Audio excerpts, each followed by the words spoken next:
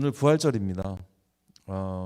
성탄절 이상으로 부활절은 기독교인들에게 사실 의미가 있죠. 바울 선생님이 어떤 얘기를 하셨냐면 고린도 전서에 보면 부활에 대한 얘기를 하시면서 만일 그리스도 안에서 우리가 바라는 것이 다만 이 세상의 삶뿐이라면 모든 사람 가운데서 우리가 더욱 불쌍한 자들이다, 이런 얘기를 하신 적이 있어요. 부활이 없다면 그리스도인의 삶은 정말 불쌍한 삶이라는 것이죠. 십자가의 금요일이 있었고요. 그날이 첫날이었다면 안식일인 토요일이 둘째 날이었고, 그리고 3일째 되는 안식 후 첫날 새벽에 부활의 소식이 들려왔습니다. 기독교인들이 주일에 모여서 예배를 드리는 이유가, 오늘이 주일이잖아요. 주일에 우리가 모이는 이유가 바로 부활의 새벽이 주일이었기 때문이거든요. 부활은 지금 우리가 드리는 이 모임의 시작점이라고도 볼 수가 있는 겁니다. 우리의 신앙이 헛되지 않다, 이걸 말해주는 너무나 중요한 날이 바로 이 부활절이 되는 거죠. 사실은 매주가 부활절이라고 해도 틀린 말이 아니죠.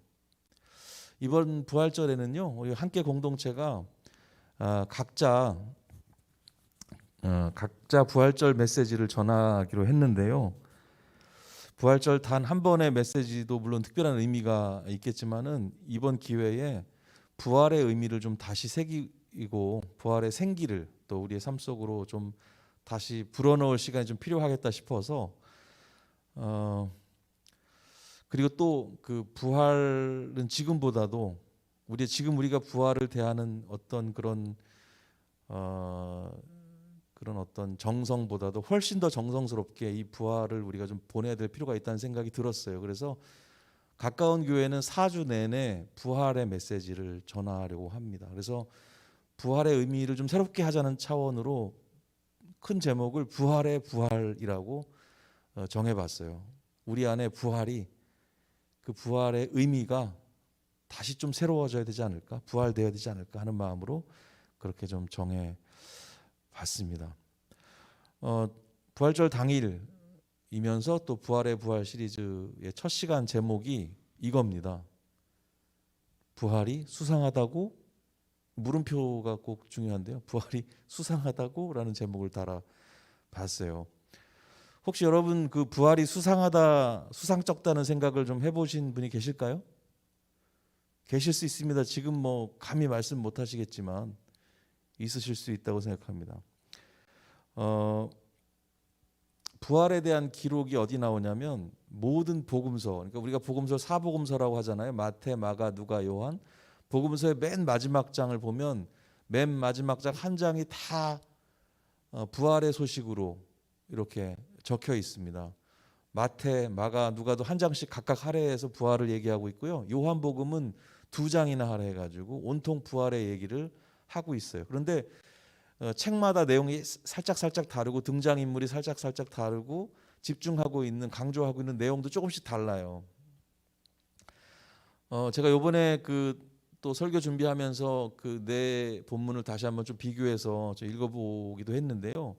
제가 다시 한번 읽어보면서 어떤 생각을 하게 됐냐면, 왜 저런 방식을 택하셨을까? 왜 부활을 이런 식으로 알리셨을까에 대한 그런 질문을 제가 가지게 됐어요. 사실 부활절은 기독교인들 누구나 엄연한 사실로 믿고 있지만 교회 밖의 사람들에게 부활은 어떻습니까? 그냥 기독교인들이 가진 어떤 뭐 신학적인 이야기나 아니면 상징적인 이야기 수준으로 들릴 거라고 생각을 해봅니다. 아마 죽은 사람이 뭐 다시 살아난다는 사실 자체를 믿지 않는 사람들이 훨씬 많을 거라고 봐요.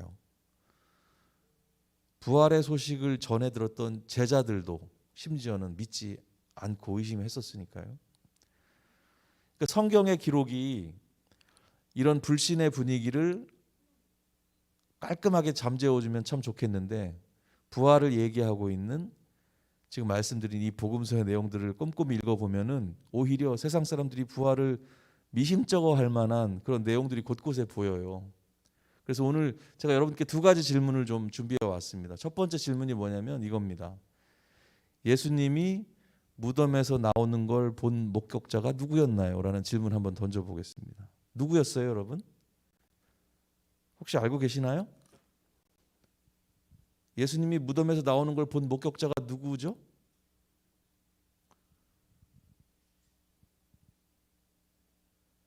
제가 기대했던 대답이 있었는데 대답이 나오지 않네요. 뭐 보통 마리아 막 이러실 것 같았었는데, 그런데 성경에는요, 예수님이 무덤을 걸어 나오시는 그 중요한 장면을 목격한 사람이 나오지 않습니다. 다만 부활하셔서 무덤에서 나오신 이후에 여인들에게 먼저 보이시거든요. 그런데 살아나셔서 막 걸어 나오시는 장면을 본 사람은 나오지 않아요. 그 무덤을 막았던 돌이 막 굴려지고, 예수님이 성경에 그렇게 걸어 나온 사람 있잖아요. 나사로처럼 막 그 뭐 붕대를 풀면서 확 이렇게 나타나셨으면 굉장히 좋았을 텐데, 그런 장면이 성경에 기록되어 있지 않습니다. 천사들이 돌문을 굴려내고 그 위에 앉았다는 정도가 마태복음에 기록이 되어 있고, 그게 가장 뭐랄까 살아나신 장면과 가장 가까이 있는 기록이라고 볼 수가 있을 정도거든요. 그러니까 보통 그 부분에 대해서 모든 성경들이 소제목을 이렇게 달아놓잖아요. 거기에 뭐라고 되어 있냐면 걸어 나오신 예수님이 아니고요, 빈 무덤이라고 되어 있습니다. 일반적으로. 저는 이 복음서의 부활의 기록을 읽어보면서 부활의 방식이 왜 이럴까? 오히려 그 성경의 내용들이 사람들에게 부활 자체에 대한 그 불신의 빌미를 줄 수도 있겠다는 생각을 하게 됐어요. 그래서 오늘 제목을 부활이 수상하다고라고 정하게 된 거거든요. 먼저 마태복음에만 기록되어 있는 어떤 특별한 얘기가 있는데 그 부분을 좀 읽어보면서 얘기를 이어가겠습니다. 마태복음 28장 11절부터 오늘의 본문 중에 일부인데요. 같이 한 목소리로 좀 읽어보면 좋겠습니다. 여자들이 갈 때 경비병 중 몇이 성에 들어가 모든 된 일을 대제사장들에게 알리니 그들이 장로들과 함께 모여 의논하고 군인들에게 돈을 많이 주며 이르되 너희는 말하기를 그의 제자들이 밤에 와서 우리가 잘 때에 그를 도둑질하여 갔다 하라. 만일 이 말이 총독에게 들리면 우리가 권하여 너희로 근심하지 않게 하리라 하니 군인들이 돈을 받고 가르친 대로 하였으니 이 말이 오늘날까지 유대인 가운데 두루 퍼지니라. 이 내용이 무슨 얘기인지 아시겠죠? 그러니까 그런 빌미가 된 거예요. 막달라 마리아하고 다른 마리아가 무덤을 보러 갔습니다. 거기서 천사들을 만나요. 빈 무덤을 보고 부활하신 예수님을 거기서 만나요. 그래서 경배했다고 나옵니다. 예수님이 너희가 제자들한테 가서 갈릴리로 가 나를 기다리라고 하는 그런 그 소식을 전하라고 부탁을 해요. 그래서 이 여인들이 그 부활의 소식하고 예수께서 전하라고 하신 당부를 전하러 막 내려가는 길에 이런 일이 이제 벌어지게 된 거거든요. 경비병들은 이 상황을 유대 지도자들에게 알렸다고 나와요. 그 사람들이 누굽니까? 바로 예수를 못 박은 주인공들이죠. 모든 된 일을 들은 그 사람들은 어떻게 합니까? 이 소식을 감추려고 해요. 왜 그랬을까요? 아무튼 경비병들과 모의를 해가지고 거짓 보고를 하게 합니다. 그래서 제자들이 시체를 경비병들이 잠든 틈을 타서 도둑질해 갔다라고 소문이 퍼지게 되는 거예요. 경비병들 입장에서 생각해 보면 시체를 지키지 못한 책임에서 벗어날 기회를 나름 얻은 거잖아요, 그죠?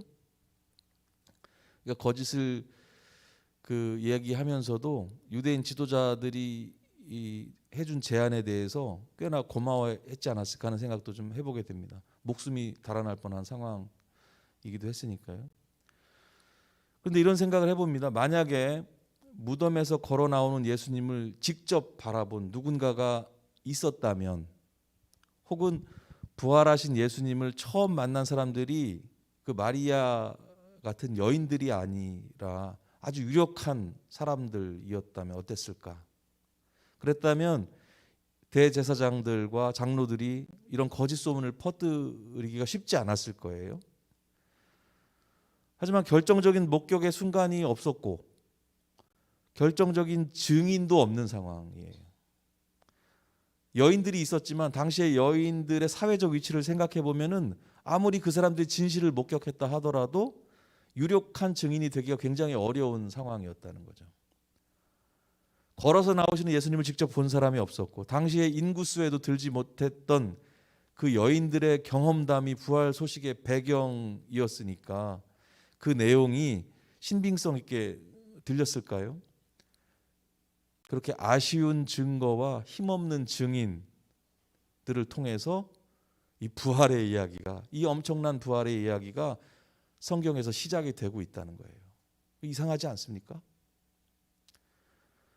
부활이 사람들에게 수상하게 느껴지도록 어쩌면 하나님께서 일부러 빌미를 제공하고 계신 것처럼 보이기도 해요.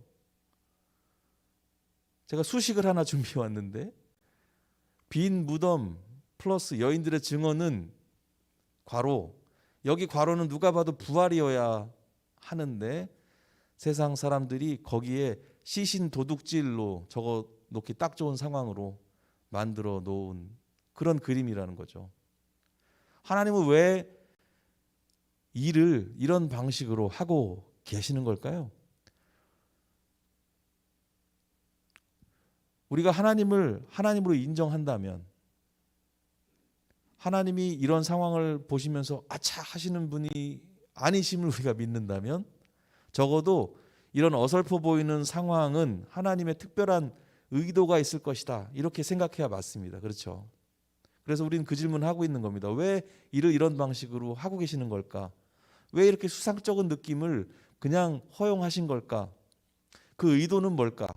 이걸 좀 생각해 볼 필요가 있다는 거죠. 경비병들이 유대 세계에 두루 뻗들인 소문은 제자들이 예수님의 시신을 도둑질했다는 그 내용이었어요. 제자들의 입장에서 생각해 보면 예수님은 부활하셨지만 제자들은 정말 최악의 상황에서, 그렇죠? 새로운 사역을 시작하게 된 겁니다.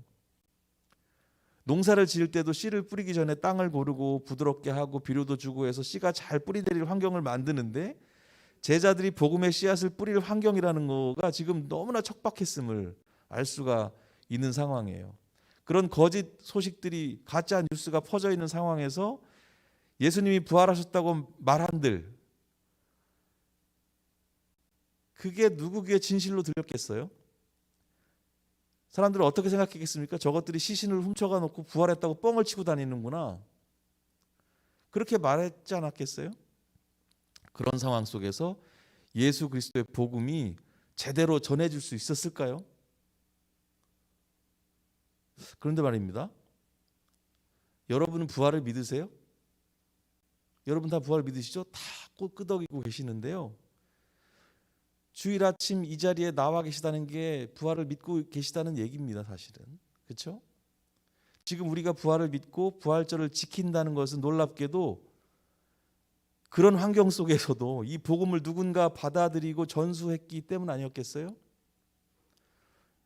이 정말 기적적인 일이 아닐 수 없습니다. 복음을 받아들였던 그 누군가는 그런 가짜 소문, 거짓 뉴스에도 불구하고 이 상황들을 분별하고 그 안에 있는 진실을 바라본 사람이었을 거예요.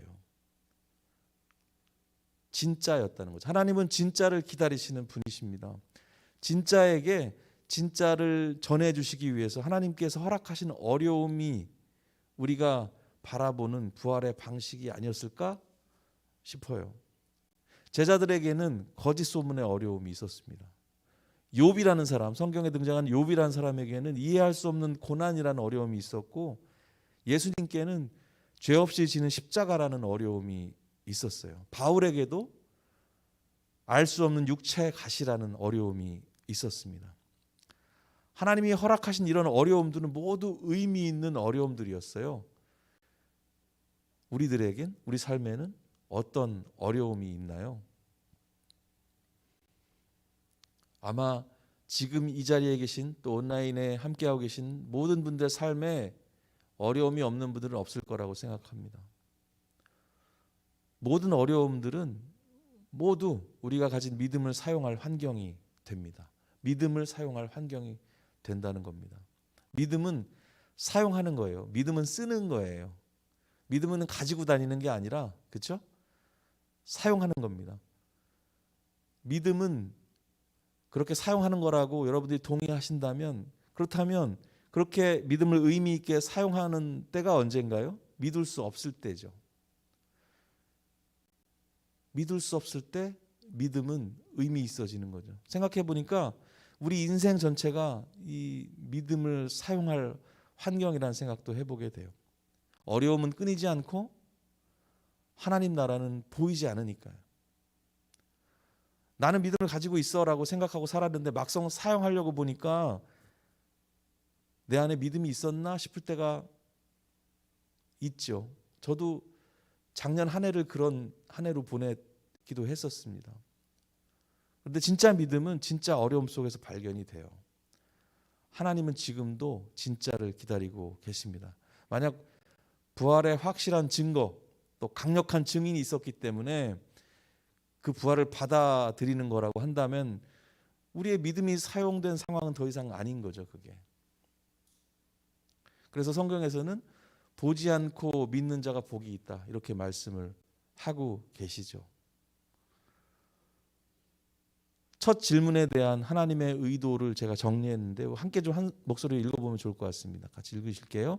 첫 질문에 대한 하나님의 의도는 이것입니다. 신앙은 시끄러운 소음들 속에서 믿음의 귀를 열어 예수님의 목소리를 듣는 삶의 태도입니다.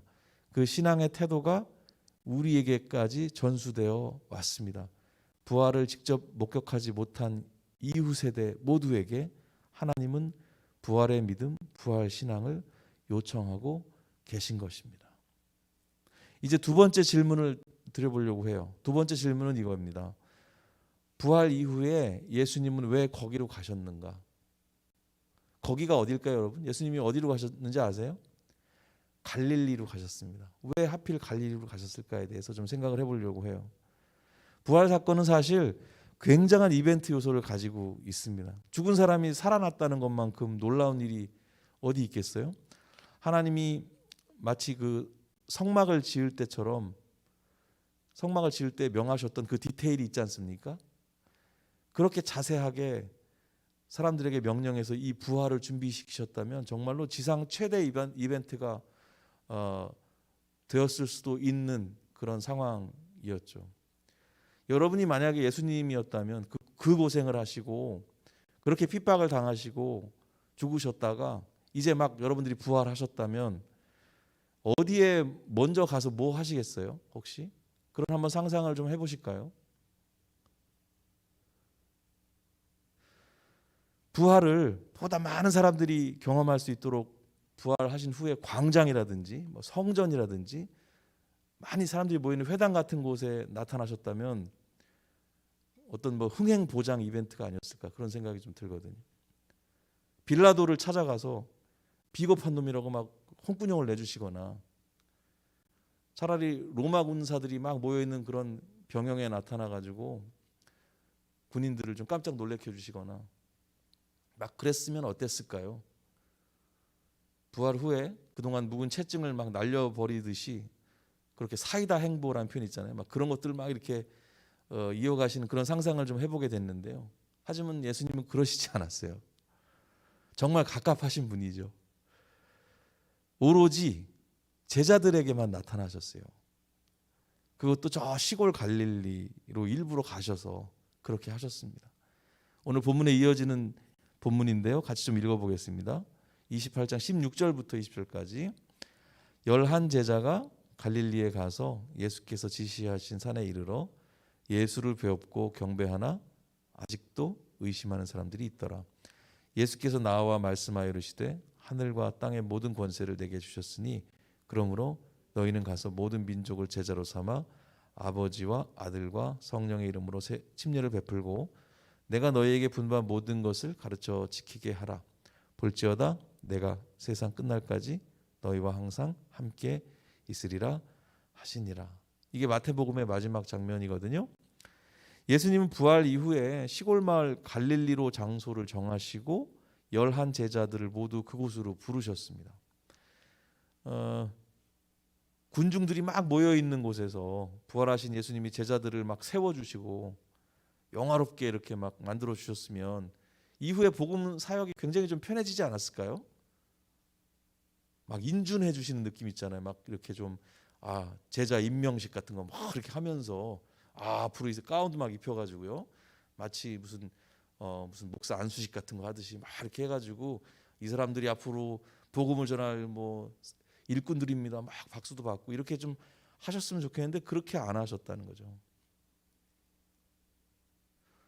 부활 사건의 주관자는 아무래도 흥행 감각이라고는 좀 거의 없는 뭐 그런 분이 아니신가 하는 생각이 들어요. 예수님은 제자들을 저 북쪽 시골 갈릴리로 모으시죠. 갈릴리라는 그 동네를 잠시 생각을 해볼 필요가 있습니다. 갈릴리는 어떤 곳인가요? 갈릴리. 그런 노래도 있죠. 갈릴리 마을 저 숲속에서 주님 그 11 제자 다시 만나시사 그런 찬양이 있었는데요. 딱 그 장면이죠. 갈릴리라는 곳이 어떤 곳이었나요? 거기는 예수님께서 침례를 받으시고 그리고 나서 광야에서의 시험을 받으신 후에 처음으로 공적인 사역을 시작하신 곳이 갈릴리예요. 거기서 병든 자를 고치시고 배고픈 사람들을 막 먹이시면서 하나님 나라의 모습을 처음으로 보여주신 장소가 갈릴리였거든요. 그런데 예수님께서 갈릴리에서 그런 일들을 하시면서 틈틈이 하신 일이 있었는데 제자들을 부르신 일이었어요. 복음서들을 읽으면 여기서 이런 이적을 일으키신 후에 그 사이에 누구를 부르셨다. 또 다른 일을 하신 후에 또 누구를 부르셨다. 그런 얘기가 반복적으로 나오거든요. 그렇게 해가지고 12 제자가 다 모여진 곳이 어디냐면 갈릴리의 어떤 산이었어요. 그렇게 갈릴리에서 12명의 제자들이 사실 다 이제 모이게 된 거죠. 마가복음 3장 13절에서 15절 말씀 제가 읽어드릴게요. 또 산에 오르사 자기가 원하는 자들 부르시니 나온지라. 이에 열두를 세우셨으니 이는 자기와 함께 있게 하시고 또 보내사 전도도 하며 귀신을 내쫓는 권능도 가지게 하려 하심이로라. 이렇게 다 이제 갈릴리 산에서 모였었습니다. 그 장소가 갈릴리였던 거죠. 갈릴리는 예수님이 그렇게 삶에 지쳐 있던 제자들을 처음 불러주신 곳이었어요. 갈릴리에서 그렇게 시작된 제자의 삶이 그런데 현재 어떻게 되어 있는 상황이었던 건가요? 예수님의 십자가 죽음을 앞두고 어떻게 됐어요? 두려움에 빠져서 모두 도망쳐버린 상황입니다. 단 한 사람도 배반하지 않은 제자가 없었어요. 한때 그렇게도 의기양양했던 제자들이 남김없이 주님을 배반했습니다. 유다는 어떻게 했어요? 예수님을 팔아 넘겼고요. 다른 제자들은 모두 도망쳐 버렸고요. 어떤 제자는 도마뱀처럼 자기 꼬리를 자르고 도망하기도 했었어요. 그게 성경의 기록에 나옵니다. 몰래 숨어있던 베드로는 새벽닭이 울기 전에 3번이나 주님을 부인했었죠. 마가복음 14장 50절에서 52절 읽어볼게요. 제자들이 다 예수를 버리고 도망하니라. 한 청년이 벗은 몸에 배 혼니부를 두르고 예수를 따라가다가 무리에게 잡힘에 배 혼니부를 버리고 벗은 몸으로 도망하니라. 이렇게 굉장히 뭐랄까요? 그렇게 바보 같은 모습, 그렇죠? 비열한 모습으로 제자들이 그렇게 따라다니던 예수님을 모두 배반해 버렸어요. 그들은 완전히 실패한 제자들이었습니다. 제자들의 심기가 그때 어땠을까? 그 마음이 어땠을까요? 아마 그 사람들은 그때 아마도 패배감, 절망감, 우울감, 어떤 막연함에 젖어 있었을 거예요. 십자가 자체가 죽음이었기 때문에 그렇습니다. 모든 기대감의 종말이 십자가였기 때문에 그렇죠. 십자가는 저주 자체잖아요. 저주받은 거거든요. 내가 그렇게 따르던 스승이 메시아인 줄 알았던 스승이 저주받아 죽었어요. 무슨 기대가 남아 있겠습니까? 우리가 지금 바라보는 모든 걸 알고 있는 우리가 지금 바라보는 그 신앙의 십자가하고 당시의 제자들이 바라봤던 형벌의 십자가는 굉장히 큰 차이가 있을 겁니다. 부활하신 예수님께서 승천하시기 전에 한 가지 하신 일이 놀랍게도 그렇게 철저하게 실패한 제자들을 다시 처음의 자리에 불러 모으신 일이었어요. 처음 그들을 부르셨던 곳, 처음 그들의 이름이 호명됐던 곳, 갈릴리로 그 사람들을 다시 부르셔요. 12이 다 모였던 그 산으로 다시 그들을 모으시고 거기서 그들에게 다시 제자의 삶을 시작할 기회를 주세요. 근데 성경의 기록에 보면 그 산에서까지도 부활의 주님을 바라보고 있는 그 상황에서도 아직도 의심 가운데 있는 제자들도 있었다고 성경에 기록이 되어 있지 않습니까? 그러니까 죽음에서 생명으로 옮겨졌다는 것을 믿기가 그렇게 어렵다는 거죠. 그렇게 염치 없고 바보 같던 제자들을 예수님은 버리시지 않았어요. 만약 그런 상황이었으면 저 같으면은 새로운 제자들을, 신입생들을 뽑았을 것 같거든요. 똑똑한 애들로, 충직한 애들로, MBTI 같은 거 다 확인해가지고 ISTJ들로만 싹 뽑아가지고 끌고 다녔을 것 같은 생각도 들어요. 하지만 예수님은 그렇게 안 하셨어요. 능력 있고 신실한 제자들을 새롭게 모집하셔도 됐을 텐데 그렇게 실패를 경험한 제자들을 다시 그 자리에서 다시 한번 출발을 시키시죠. 두 번째 질문에 대한 하나님의 의도를 제가 이렇게 정리해 봤는데 같이 한번 읽어보면 좋겠습니다. 두 번째 질문에 대한 하나님의 의도는 이것입니다. 제자들의 새로운 출발점은 이제 같아졌습니다. 가장 볼품없는 처지, 능력 없는 처지에서 출발합니다. 이제 하나님의 일하심 밖에는 기댈 것이 없는 상황이 되었습니다. 그렇게 다시 출발한 제자들의 삶을 통해 약할 때 강함 되시는 하나님의 살아계심을 경험하라는 것입니다. 두 가지 질문에 대하여 하나님의 두 가지 의도를 한번 살펴봤습니다. 부활이 수상하다고요? 필요하고 어쩌면 정직한 질문이라고 생각합니다. 하나님이 수상하게 적어 놓으신 것 같아요. 그런데 우리가 수상하게 여기지 않으면 오히려 이상할 수 있다고 생각합니다. 그거 되게 수상한 겁니다, 사실은. 부활이 수상한 이유는 하나님은 우리에게 부활의 믿음을, 부활 신앙을 요청하고 계시기 때문입니다. 진짜를 기다리고 계시기 때문이라는 거죠.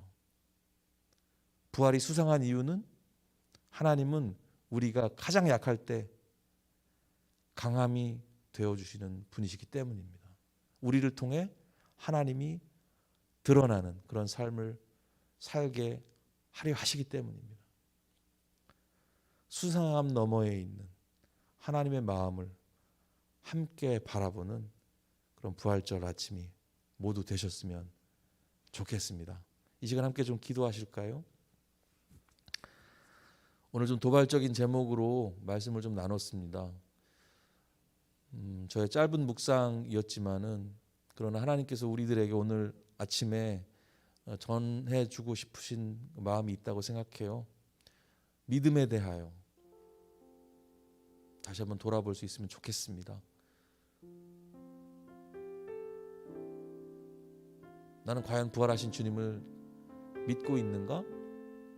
내가 주일 아침에 이 부활을 기념하는 주일 아침에 습관적으로 습관을 쫓아서 예배하고 있지만 나는 과연 그 부활의 주님을 정말 믿고 있는가? 정말 신뢰하고 있는가? 삶을 돌아보며 또 한 가지 약할 때 강함이 되어주시는 우리의 모든 실패감과 우울감과 우리가 가장 우리 삶 가운데서 바닥을 치고 있을 때 그런 상황에서라도 나와 함께 하시면서 강함이 되어주시는 그 하나님 내가 경험하며 살고 있는가? 다시 한번 돌아보는 시간 됐으면 좋겠습니다. 우리 말씀 기억하면서 잠시 기도하는 시간 갖겠습니다.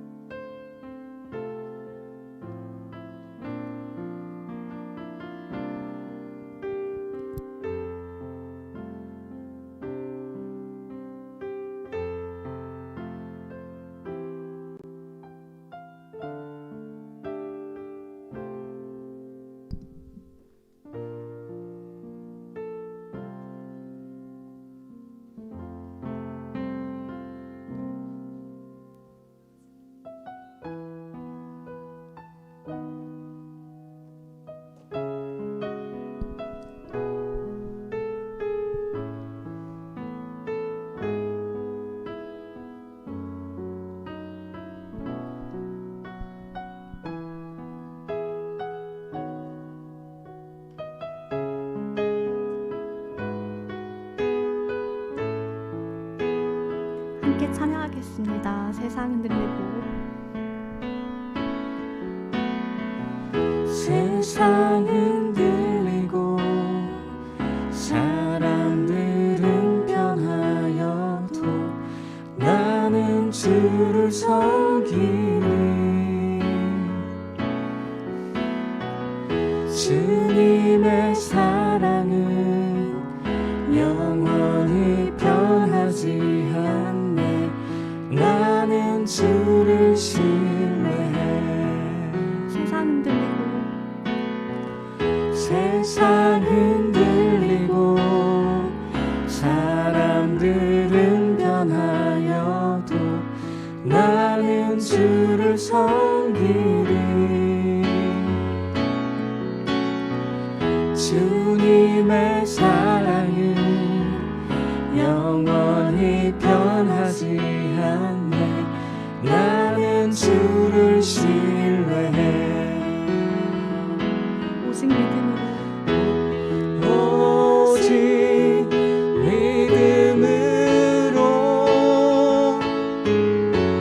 믿음으로 내가 살리라.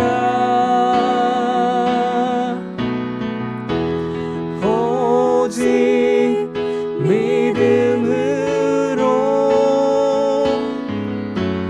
믿음으로 내가 살리라. 믿음 흔들리고 사람들 주를 떠나도 나는 주를 섬기리. 주님의 나라는 영원히 쇠하지 않네. 나는 주를 신뢰해. 오직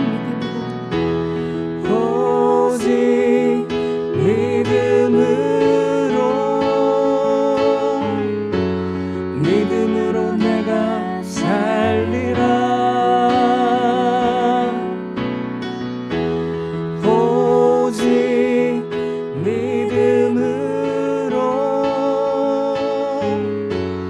믿음으로 내가 살리라. 오직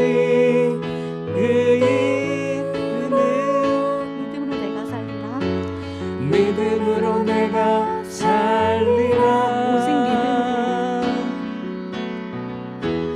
오직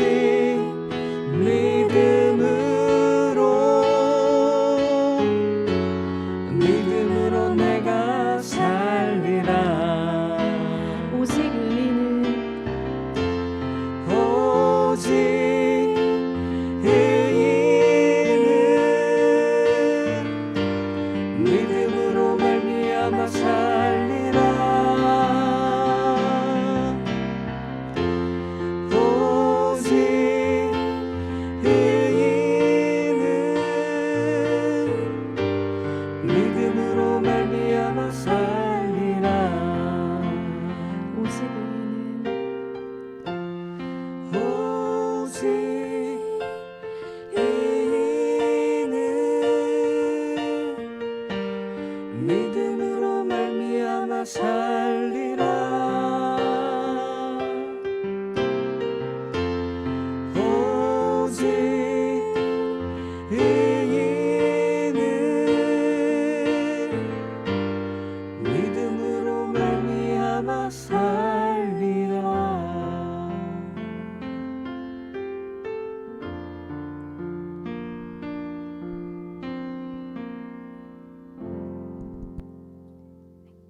박지선님 나오셔서 광고 전해주시겠습니다.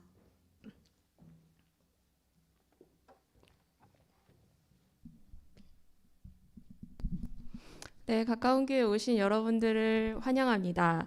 네, 오늘 유튜브로 같이 참여하시는 분들, 또 여기 오프라인으로 함께 참여하시는 분들 모두 잘 오셨고요.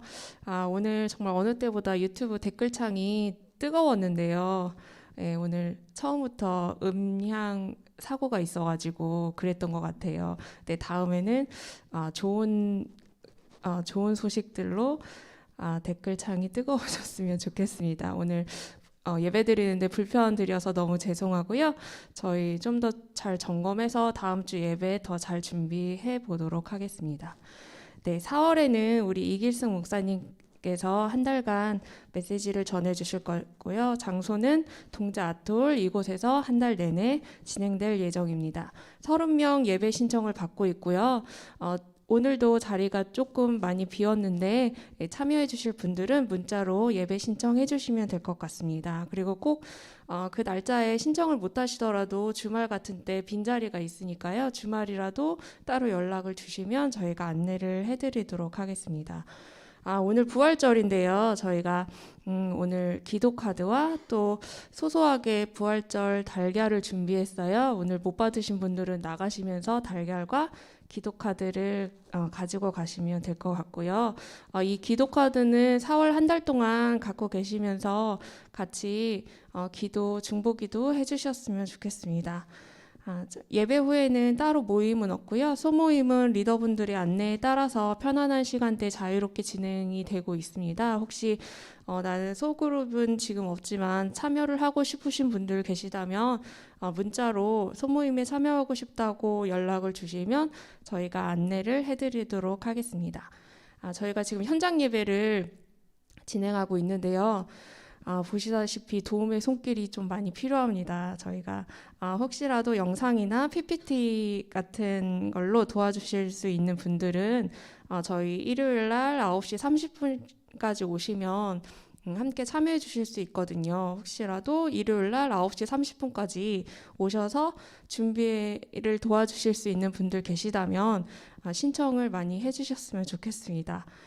지금 코로나가 다시 재확산의 분위기가 불고 있는데요. 있는 곳에서 정부의 방역 지침 준수 잘 동참해 주시고 건강하게 계셨으면 좋겠습니다. 네, 우리 목사님 나오셔서 기도해 주시겠습니다.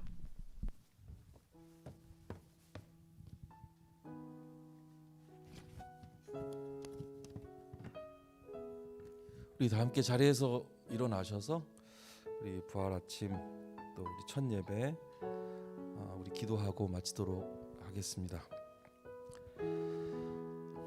살아계신 하나님, 부활의 소망을 저희 가운데 주셔서 감사합니다. 우리 가까운 교회 가족 한 분 한 분 한 분도 빠지지 않고 부활의 믿음, 부활 신앙을 가지고 약할 때 강함 되어 주시는 그 하나님께 의지하면서 부활의 주님과 동행하는 삶을 살아가게 도와주세요. 우리의 삶을 인도해 주실 다시 사신 부활하신 예수 그리스도의 이름으로 간절히 기도합니다. 아멘.